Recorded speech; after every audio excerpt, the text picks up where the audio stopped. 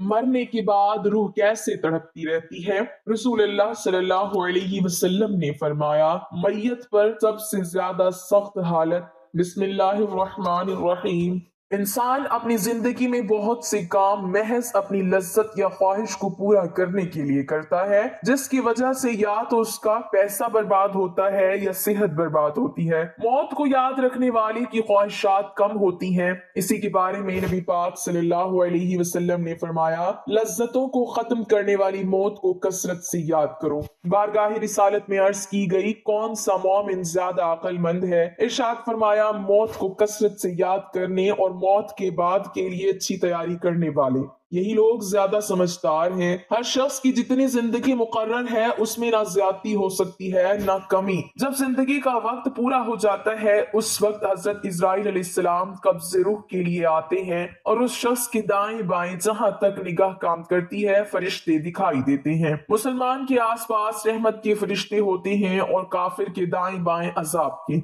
उस वक्त हर शख्स पर इस्लाम की हकानियत आफताब से ज्यादा रोशन हो जाती है, मगर इस वक्त का ईमान मोतबर नहीं, इसलिए कि हुक्म ईमान बिल गैब का है और अब गैब न रहा बल्कि ये चीजें मुशाहिदा हो गईं। मरने के बाद मुसलमान की रूह हस्बे मर्तबा मुख्तलिफ मकामों में रहती है, बास की कब्र पर, बास की चाहे जमजम शरीफ में, बास की आसमान और जमीन के दरमियान, बास की पहले दूसरे सातवें आसमान तक और बास की आसमानों से भी बुलंद और बास की रूहें जेर अर्श कंदीलों में और बास की आला इल्लीजीन में, मगर कहीं हो अपने जिस्म से उनका ताल्लुक बदस्तूर रहता है। जो कोई कब्र पर आए उसे देखते पहचानते उसकी बात सुनते हैं। हदीस में है कि एक तायर पहले कफस में बंद था और अब आजाद कर दिया गया।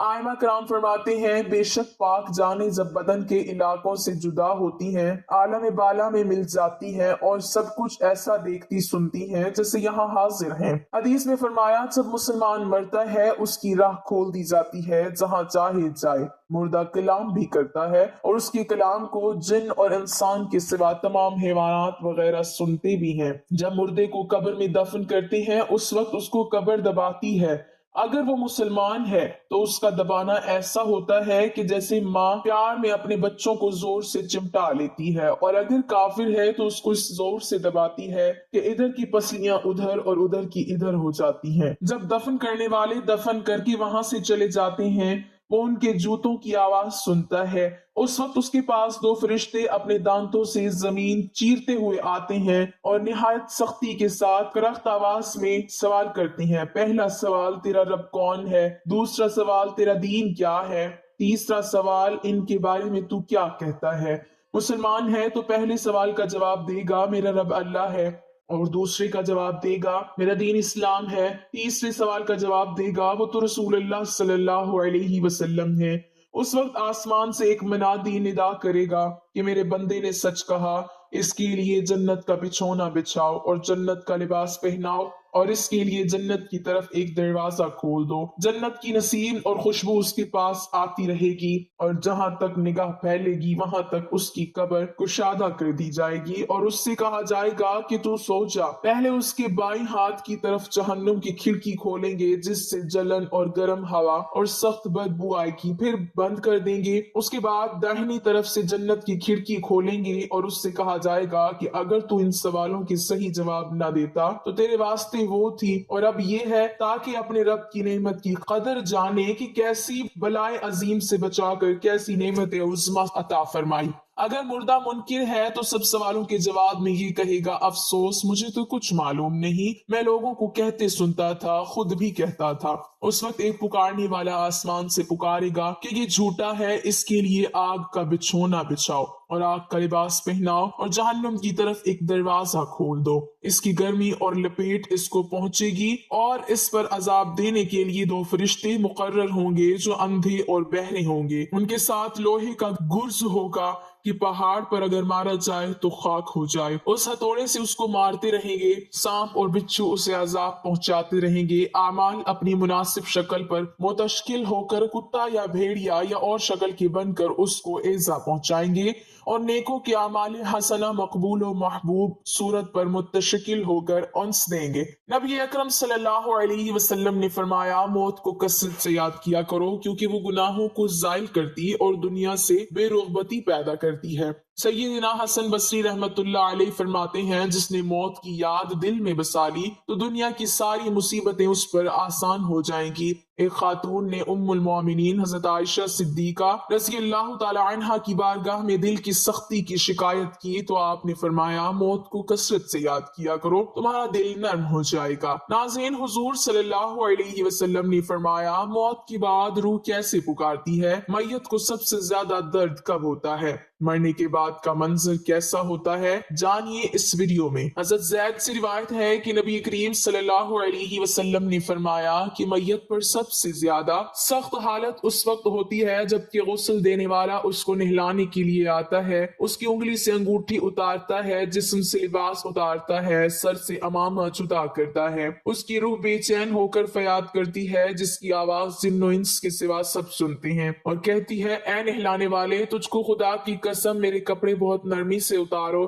کیونکہ ملک الموت کے پنجے کی تکلیف سے مجھے پوری طور پر ابھی آرام نہیں ملا۔ پھر جب اس کو تختے پر لٹا کر اس پر پانی ڈالا جاتا ہے تو روح چلاتی ہے، اے نہلانے والے، خدا کے واسطے میرے جسم کو قوت سے ہاتھ نہ لگا، کیونکہ وہ جان کنی کی سختی سے زخمی اور چور چور ہو رہا ہے۔ پھر جب نہلا کر اس کو کفناتے ہیں اور پاؤں کی طرف سے باندھ دیتے ہیں تو روح کہتی ہے، اے غسل دینے والے، خدا کے لیے ابھی سر کی طرف سے میرے کفن میں گرا نہ لگا، تاکہ میرے بیوی بچے اور تمام رشتہ دار دنیا میں آخری بار میری صورت دیکھ لیں، کیونکہ آج میں ان سے بچھڑ رہا ہوں اور اب قیامت تک یہ میری صورت نہیں دیکھیں گے۔ پھر جب اس کا جنازہ تیار کر کے گھر سے باہر نکالا جاتا ہے تو روح پکارتی ہے، اے جنازہ اٹھانے والوں، خدا کے واسطے ابھی جلدی نہ کرنا، تاکہ میں اپنے بال بچوں اور عزیز و اقارب سے رخصت ہو لوں۔ اے جنازہ اٹھانے والوں، میں اپنی اولاد کو آج یتیم اور بیوی کو بیوہ چھوڑے جاتا ہوں، خدا کے لیے میرے بعد ان کو تکلیف نہ دینا، میں اپنا گھر اور مال و اسباب دوسروں کے لیے چھوڑے جاتا ہوں، اب یہاں کبھی واپس نہ آؤں گا اور قیامت تک کسی کی صورت نہ دیکھوں گا۔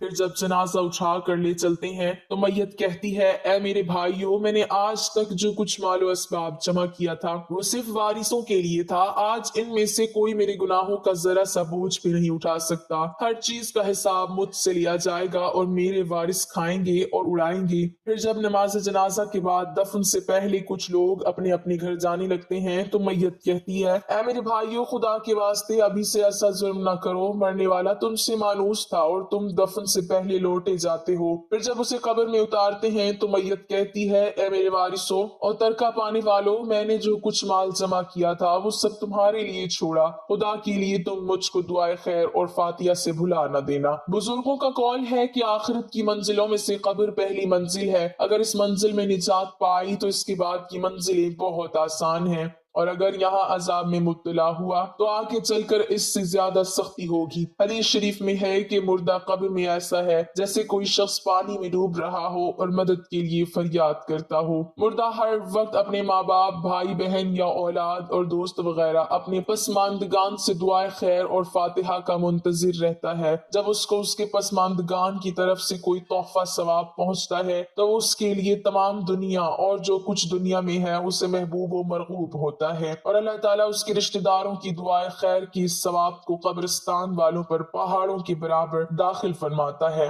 موت ایک دروازہ ہے جس میں سب لوگوں نے داخل ہونا ہے۔ حضرت عثمان رضی اللہ تعالی عنہ جب کسی قبر پر جاتے تو اتنا روتے کہ ان کی داڑھی آنسوؤں سے تر ہو جاتی۔ آپ سے پوچھا گیا، آپ جنت و جہنم کا تذکرہ کرتے ہیں تو نہیں روتے مگر قبر دیکھ کر روتے ہیں؟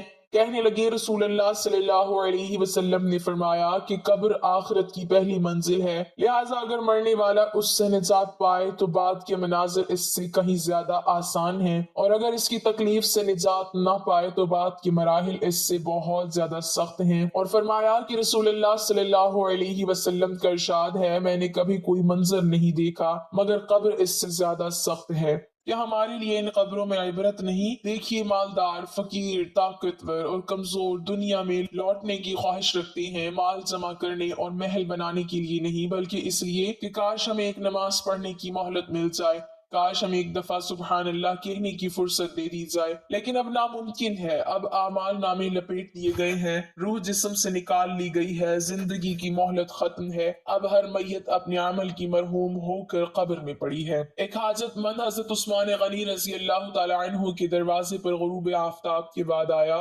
ابھی اس نے دستک نہ دی تھی کہ حضرت عثمان غنی رضی اللہ تعالی عنہ کی آواز اس کے کانوں میں پڑی۔ وہ اپنی اہلیہ سے شکایت کر رہے تھے کہ چراغ کی بتی موٹی ہے جو تیل زیادہ استعمال کرنے کا سبب بن رہی ہے۔ حاجت مند نے جو سنا تو وہ سوچتا ہی رہ گیا کہ وہ ایسے شخص سے حاجت پوری کرنے کی کیا توقع کرے جو تیل کے معمول سے زیادہ خرچ پر اپنی بیوی کو سرزنش کر رہا ہے۔ اس نے ارادہ کیا کہ حاجت بیان کر کے دیکھوں، شاید میری کچھ امداد کر ہی دے۔ دستک سن کر حضرت عثمان غنی رضی اللہ تعالی عنہ باہر آئے۔ حاجت مند نے اپنی حاجت بیان کی اور لہجے میں زیادہ زور دیتے ہوئے کہا کہ ضرورت کچھ زیادہ ہی ہے۔ حضرت عثمان غنی رضی اللہ تعالی عنہ نے اس شخص کا ہاتھ تھاما، بستی سے باہر لے گئے جہاں آپ کا سامان تجارت بڑی تعداد میں رکھا ہوا تھا۔ فرمایا یہ سب تیری نظر ہے، کیا اس سے تمہاری ضرورت پوری ہو جائے گی؟ وہ شخص حیران ہکا بکا دیکھتا رہ گیا، چنانچہ اس نے عرض کیا حضرت یہ سب کچھ میری ضرورت سے زیادہ ہے۔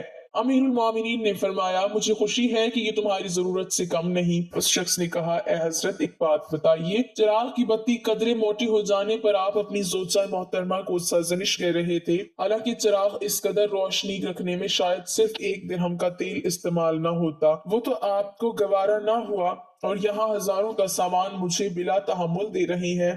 تب آپ نے فرمایا بھائی چراغ میں تیل کا زیادہ اسراف ہے، اور زیادہ اسراف اللہ کو پسند نہیں، اور مجھے اللہ کے حضور اپنے اعمال کی فکر رہتی ہے۔ یہاں مجھے فکر اعمال لاحق ہے، اس لیے میں نے سرزنش کی، سامان تمہیں اللہ کی خوشنودی کے لیے صدقہ دیا ہے، اس پر اجر کی امید ہے اور وہاں پر حساب کا خوف ہے۔ اللہ تعالی ہم سب کو دین کی سمجھ نصیب فرمائے اور ہمارا خاتمہ ایمان پر فرمائے، آمین۔ ناظرین کمنٹ باکس میں اللہ تعالی کے 99 ناموں میں سے ایک نام ضرور ٹائپ کریں۔